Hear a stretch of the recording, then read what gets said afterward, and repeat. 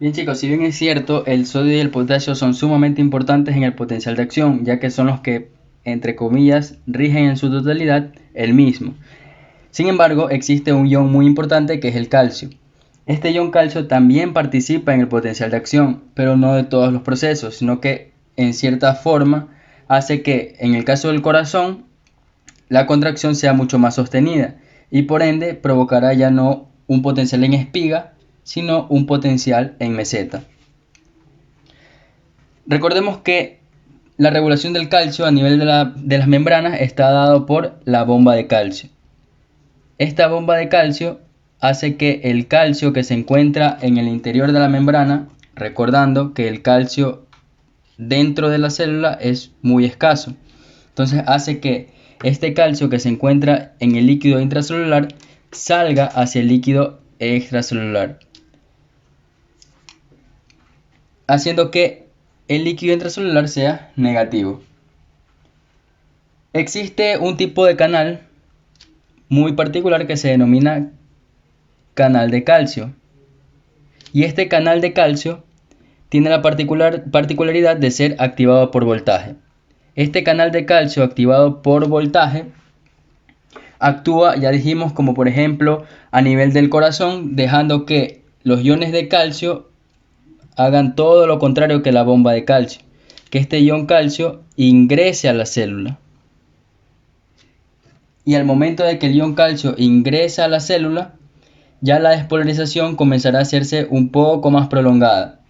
Ya no será solo en espiga, es decir, que ya no entrará sodio, saldrá potasio, sino que entrará sodio, entrará calcio, por eso será un poco más largo, y posteriormente saldrá el potasio, y obviamente el mismo calcio que entró. Por ende diremos que el canal de calcio activado por voltaje es despolarizante, ya que va a hacer que la membrana que en el interior es negativa se haga positivo, porque el ion calcio también es positivo. La característica especial que tienen estos canales de calcio es que son lentos. Estos canales no se abren al mismo tiempo que los canales de sodio cuando hablamos de potencial de acción en espiga. Por eso se los ha denominado como canales tipo L o canales lentos del calcio. Como se abren mucho más lento que los canales de sodio, llega el estímulo, se abren los canales de sodio, pero los canales de calcio no se han abierto. Por lo tanto, cuando ya llega el máximo de la apertura de los canales de sodio y estos se cierran, recién los canales de calcio se abren y dejan entrar el calcio. Por lo tanto, el calcio hará que siga despolarizada la membrana. Mucho ojo, esto es un potencial en espiga, solo estoy tomándolo como referencia. Pero básicamente eso es lo que hacen los canales de calcio activados por voltaje, que son de tipo L. Ese es uno de los puntos importantes del calcio. Ahora, lo más importante del calcio, aparte de esto, es que el calcio tiene una influencia sobre los iones de sodio, o más bien sobre los canales de sodio. ¿De qué forma tiene una influencia sobre el sodio? Bien, veamos esto. Veamos que el calcio en situaciones patológicas puede disminuir, pero también puede aumentar. Cuando el calcio disminuye, diremos que el paciente o la persona tiene una hipocalcemia. Por el contrario, cuando el paciente aumenta sus niveles de calcio, diremos que el paciente tiene una hipercalcemia. Ambos casos pueden ser fisiológicos y pueden ser patológicos. Obviamente hablaremos en estados patológicos para que más o menos le demos una aplicación a esto. A ver, permítame borrar esto un momento para ponerlo en otra posición y que se pueda hacer mucho mejor. Un segundo.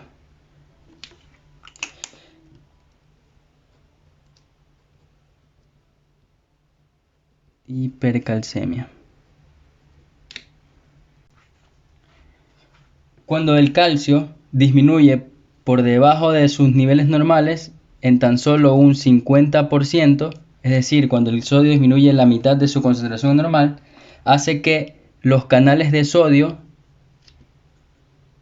permanezcan abiertos. Es decir, si yo tengo un déficit de calcio, el calcio es positivo. en el líquido extracelular comenzarán a haber cambios de voltaje. Por lo tanto, si aquí tendremos un voltaje positivo, comenzará a disminuir hacia negativo, haciendo que la bomba de calcio se dé cuenta de que los niveles de calcio afuera están disminuidos y hace que este calcio que está dentro comience a salir. Por lo tanto, en el líquido intracelular, los niveles ya no serán de menos 90 milivoltios, sino que comenzarán a descender, menos 100, menos 105, menos 110, etc. Esto hace que los canales de sodio se den cuenta de que en el líquido intracelular hay muy pocas cargas positivas, ya que se está haciendo muy negativa. Entonces estos canales se abren y permiten que el sodio pase del líquido extracelular al intracelular. Recuerden, por gradientes de concentración, el sodio siempre tiende a entrar por los diferentes gradientes. Y con esto hace que el nivel de la membrana interna comience a elevarse otra vez a menos 90. Sin embargo, estos canales permanecen abiertos de forma mucho más prolongada, haciendo que este menos 90 se haga positivo, menos 80, menos 70, menos 60, menos 40, etc. Y cuando comienzan a elevarse, lo que hacen es despolarizar a la membrana. Recuerden que el sodio tiene esa propiedad cuando ingresa a la célula, hace positivo el líquido intracelular y actúa o hace un potencial de acción. Cuando esta membrana se despolariza, pongamos como ejemplo una célula nerviosa. Si una célula nerviosa se despolariza de forma continua, sabemos que una célula nerviosa puede ir a cualquier órgano. Pongámosle como ejemplo una célula nerviosa que termine a nivel de un músculo. Si esta célula comienza a descargar prolongadamente y repetitivamente porque los iones calcio siguen entrando y este valor se hace positivo, es decir, ocurren potencial de acción seguidos, afectarán el músculo, ya que si la corriente pasa de la célula nerviosa al músculo, el músculo se va a contraer. Y esas contracciones repetidas de los músculos provocarán un efecto en ellos. Obviamente el músculo se va a cansar y provocará una tetania muscular de las tantas contracciones que han ocurrido. Y esta tetania muscular generalmente afecta con mucho más grado de gravedad a los músculos respiratorios. Por lo tanto, la persona o el paciente comenzará a tener dificultades para respirar porque sus músculos, tanto inspiratorios como expiratorios, están tetanizados. ¿Por qué? Porque las células nerviosas están descargando demasiados potenciales de acción y haciendo que se descargue o se contraiga muchas veces los músculos. Y esto ocurre por los canales de sodio abiertos, puesto que el calcio está disminuido y el líquido extracelular se está haciendo muy negativo, haciendo que el calcio comience a salir. Otro efecto que ocurre a nivel del sistema muscular cuando hay una hipocalcemia, un déficit de calcio, además de los espasmos musculares y la tetania, es que se producen varios signos semiológicos a nivel de otros lugares, como por ejemplo a nivel de la cara. A nivel de la cara aparece el denominado signo de Chebostek.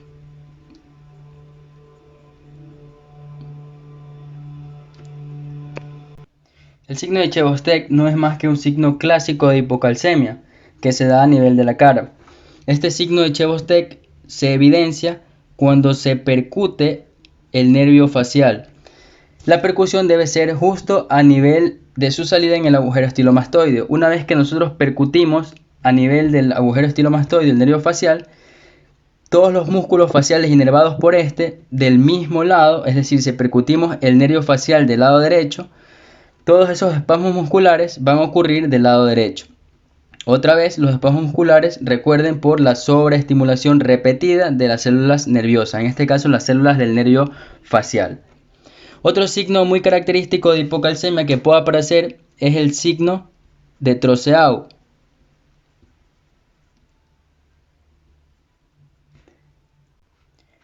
Por el contrario, este signo de Trousseau ocurre generalmente a nivel de la mano o de la muñeca. Este sí se los puedo mostrar en cámara y el signo sería más o menos de esta manera. La mano estaría así.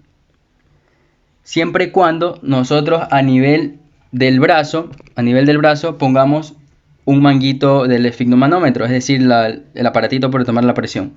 Cuando se lo coloca y comienza a inflarse, a insuflar el manguito, se debe siempre insuflar por encima de la presión sistólica del paciente, generalmente por encima de 120 milímetros de mercurio, que es la presión sistólica normal. Cuando ocurre esto, se presiona cualquier tronco nervioso y por lo general el que se suele presionar es el nervio cubital.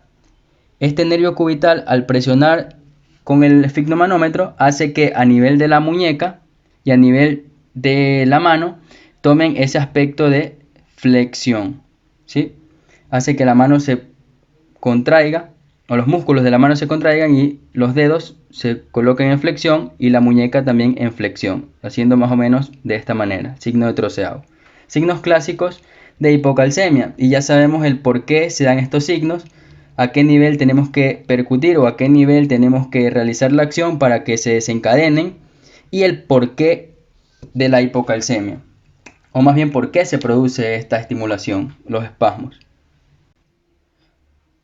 Y entre las patologías que más comúnmente se pueden evidenciar con un déficit de calcio, es decir, una hipocalcemia, puede ser un déficit de vitamina D, por ejemplo, en una insuficiencia renal crónica, o en los casos de hipoparatiroidismo. Recuerden que la hormona paratiroides se encarga de regular el calcio.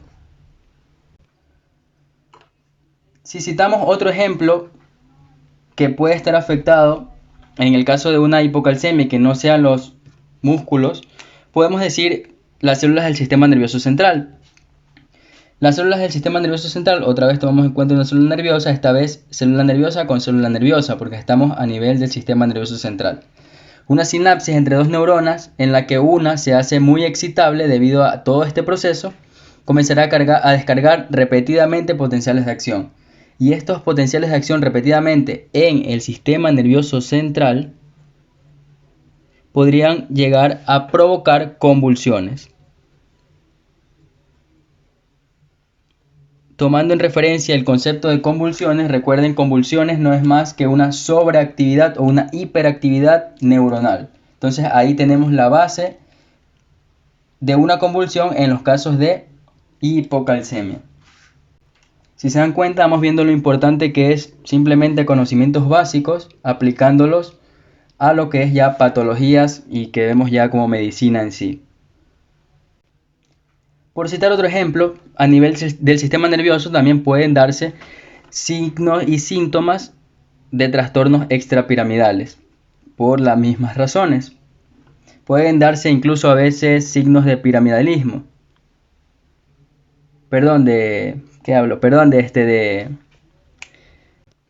Signos de parkinsonismo, no piramidalismo. Pueden darse trastornos extrapiramidales con signos de parkinsonismo. Un ejemplo, si se han dado cuenta o han visto alguna vez una persona con trastornos extrapiramidales, en particular Parkinson, se darán cuenta que la persona tiende a temblar mucho. Y esos temblores son por espasmos musculares. Mucho ojo, no he dicho que la hipocalcemia puede causar Parkinson, he dicho que puede haber trastornos similares extrapiramidales, o sea, los signos extrapiramidales, pero no que sea Parkinson, sino que son dados por la deficiencia de calcio. Ahora veamos el espectro contrario. El espectro contrario es que haya una sobrecarga de calcio. Supongamos que haya una hipercalcemia. Esto me provoca totalmente lo contrario. Hace que los canales de sodio sean menos excitables. Esto quiere decir que a pesar de que hayan estímulos, como hay demasiado calcio y hay demasiado voltaje positivo, hace que la célula se vuelva mucho menos activa, por ende mucho menos excitable. Y si se hace mucho menos excitable, es muy difícil que se despolarice, por lo tanto no habrá despolarización. Totalmente lo contrario.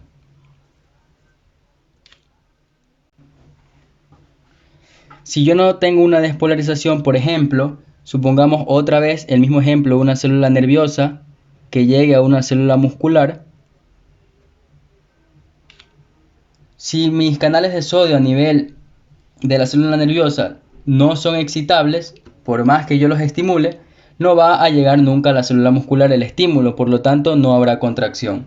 Si mis músculos no se contraen, lo primordial que habrá será una debilidad. Recuerden que los músculos permanecen siempre en constante contracción, debido a que tienen que siempre mantener un tono muscular. Entonces ese tono se pierde cuando no hay estímulos nerviosos, entonces ocurre debilidad. Si citamos otro ejemplo, podemos decir una célula nerviosa que llegue esta vez a otra célula muscular, pero digamos al intestino.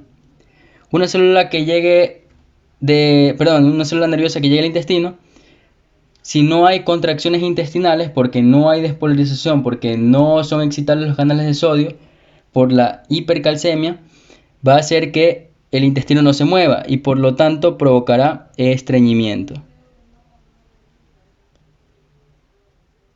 ¿Sí?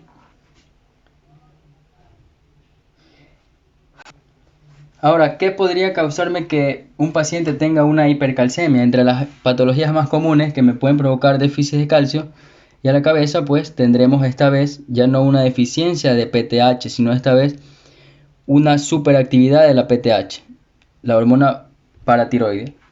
Recuerden que la paratiroide se encarga de la reabsorción de calcio desde los huesos hacia la sangre. Por lo tanto, si hay un aumento de esta actividad, el calcio tenderá a elevarse. Una patología que no sea del mismo organismo, sino que sea a través de fármacos. Puede ser por administración de diuréticos,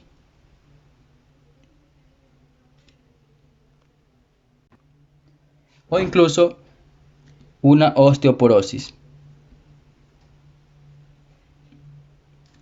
Las osteoporosis tienden a elevar la actividad de los osteoclastos, por lo tanto todo ese calcio que pertenecía al hueso corre hacia la sangre y por lo tanto al líquido extracelular. Entonces una hipercalcemia y se desencadenan todos los efectos que hemos visto hasta ahora.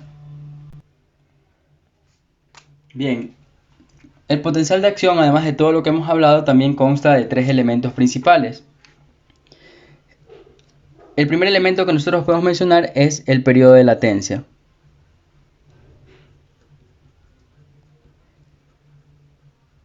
Este periodo de latencia es aquel periodo de tiempo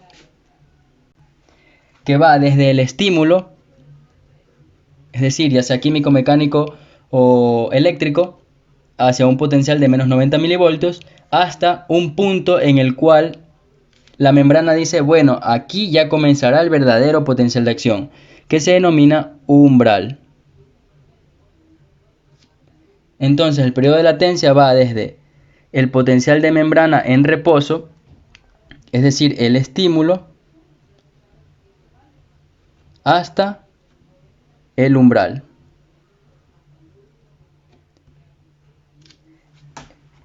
El siguiente elemento que es sumamente importante de conocer es el umbral. El umbral también se lo conoce como nivel de descarga o también se lo ha denominado como nivel liminal. Este nivel liminal de descarga o umbral no es más que el voltaje necesario para que se pueda desencadenar el verdadero potencial de acción. Vamos a explicar cómo va esto.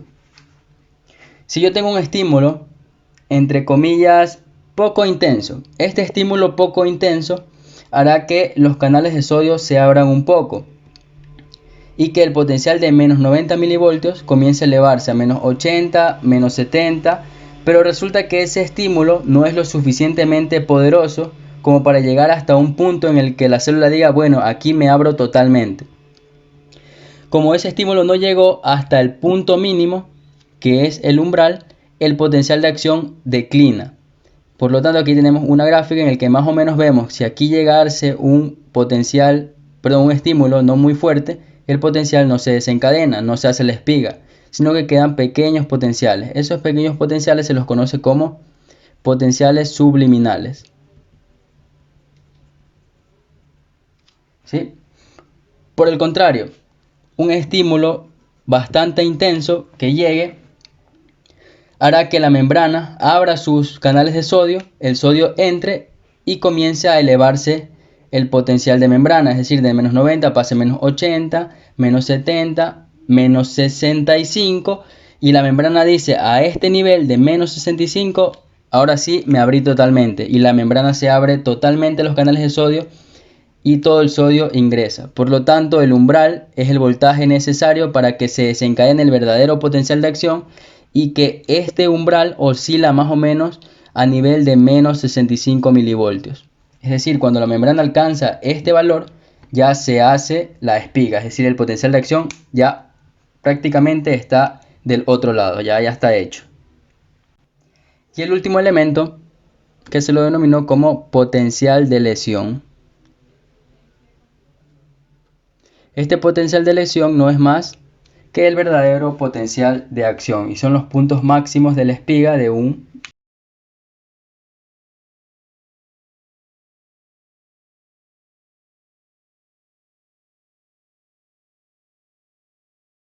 potencial